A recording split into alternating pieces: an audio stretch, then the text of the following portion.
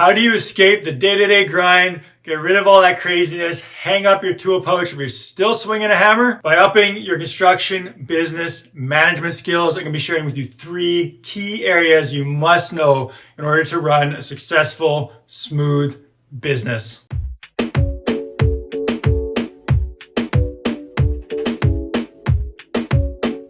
So the first thing that you got to get right is your organizational chart.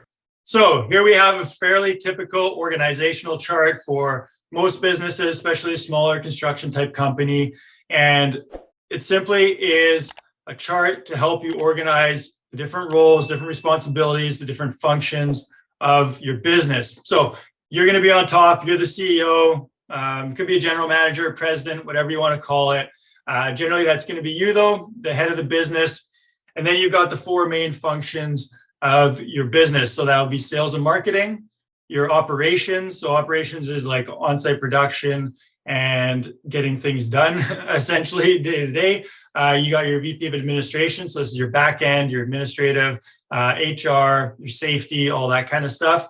And then you're going to have your finance roles, which is you're going to have your vice president of finance, accounts receivable manager, as well as accounts payable manager. So your different financial roles. And why do we want to even make this, or what does it matter for your business?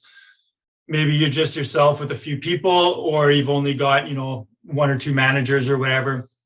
The reason you want to put this in place and understand it is because you don't start building a house without a plan. You need blueprints. If you're planning to grow your business, or you've just gotten into business, if you don't have some sort of blueprint, some sort of chart, some way to organize the different people and roles inside your business, you're not going to be able to get to where you want to go effectively, right? You're just going to be hiring people and then kind of fitting them to where you need them instead of having clearly defined roles. And each role here is going to have responsibilities. They're going to have duties of what they need to be accountable for, as well as decisions. How do decisions get made? Like, who's making the different decisions? If something comes up, who does that fall under? So by having this in place, it really simplifies things. And you are not going to have a separate person for all of these different roles, unless you're, a much larger business. You're probably going to maybe have, a few people, and they will fill multiple different roles. Or if you've just started your business and you don't have much of a team, then you are going to be filling all of these separate different roles. And your goal is, as a business owner, to get out of the day-to-day is to solely delegate these roles to different people in your business. So as you grow, eventually you're going to be delegating, that site lead, that foreman position. Same with production management. So your project managers, you're going to hire them to fill that role. HR, essentially, at some point, if the business grows to a certain place, you may have an administrative assistant who takes care of some of the HR, takes care of your safety, takes care of your back end stuff. You're going to have a bookkeeper, right? So you're going to have to flesh out your business. And this is a good way to fill all those different roles by putting this organization chart in place. And you can change and modify this to create what you want for your business, 1 year, 2 year, 3 years out. So you've got a blueprint and something that you're moving towards. All right, on to number 2. You've got your organizational chart. You know what that's all about. Now we're going to be talking about KPIs. So that's key performance indicators. Maybe you've heard of it, maybe you haven't. Essentially, KPIs are numbers of your business, and they need to be measurable, and they're goal oriented. So there's some sort of goal attached to them. The first place to look is financials. So the KPIs for financials that you want to be looking at as a business owner to make sure that things aren't getting out of hand and going crazy with, debt or payments is looking at your expenses. So there are different expenses. Your sales, you got to keep a pulse on your sales. What's your sales volume look like? What's your average job size? All those kind of things. And then your profit, of course. You may have money in the bank, but are you actually profitable? So keeping a pulse on your financial KPIs, 100% must do. Most business owners don't really like to or don't keep track of it. It's not something that's interesting to them, but it's a must do in order to manage your business properly. All right. The second one for KPIs is sales and marketing. So your sales and marketing KPIs are things like how many leads are coming in, how many sales are you doing, weekly or monthly, what's your average job size, What's your closing rate? Marketing, like how many posts are you putting out? What's your marketing average, spend? You can get really deep down into it as far as even how many leads are coming from each of your different marketing channels. So essentially though, starting out, just keep things simple. Those would be your big ones, is how many leads, how many sales, what's your average job size? From there, you can start to pick up trends and see if you're moving in the right direction or how things are progressing for you.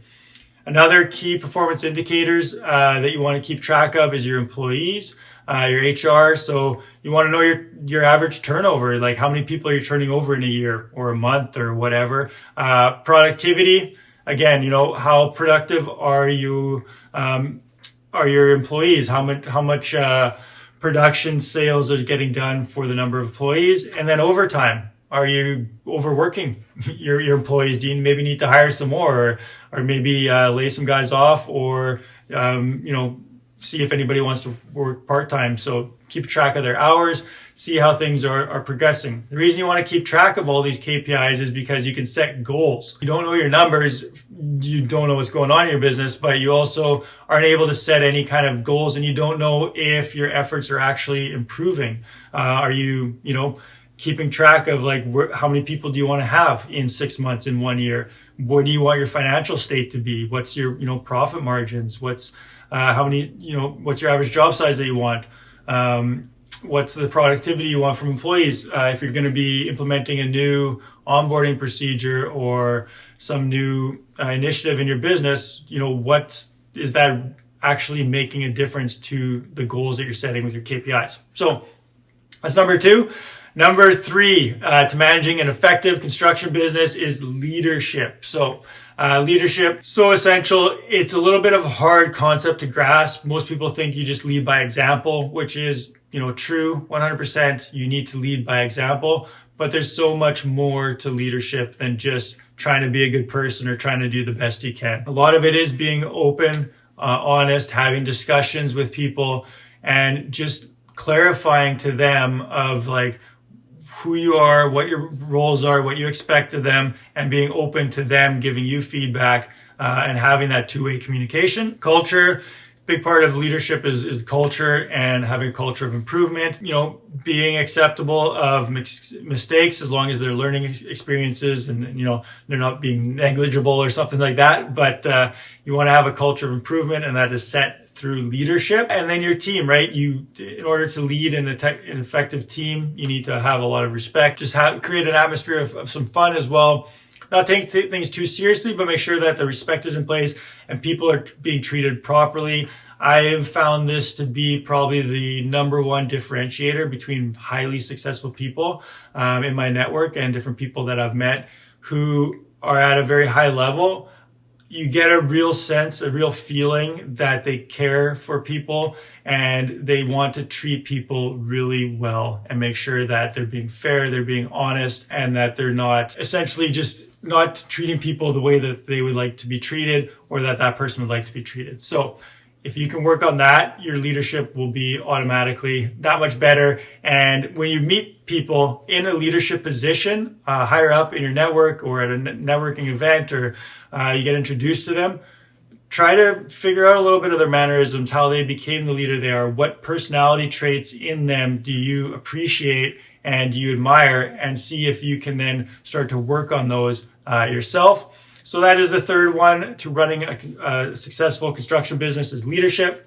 If you want help with any of these, your organizational chart, your KPIs, improving your leadership and expanding your team, reach out to me. There's links in the description in order to get in touch with me, as well as a free course on how to build a business that works without you. So this is all part of building a business, building a successful, smooth running business that's going to get you out of the day-to-day, get you moving up that organizational chart, start filling those roles, and build a business of value, build a business that's going to last a long time, and one that you can be proud of.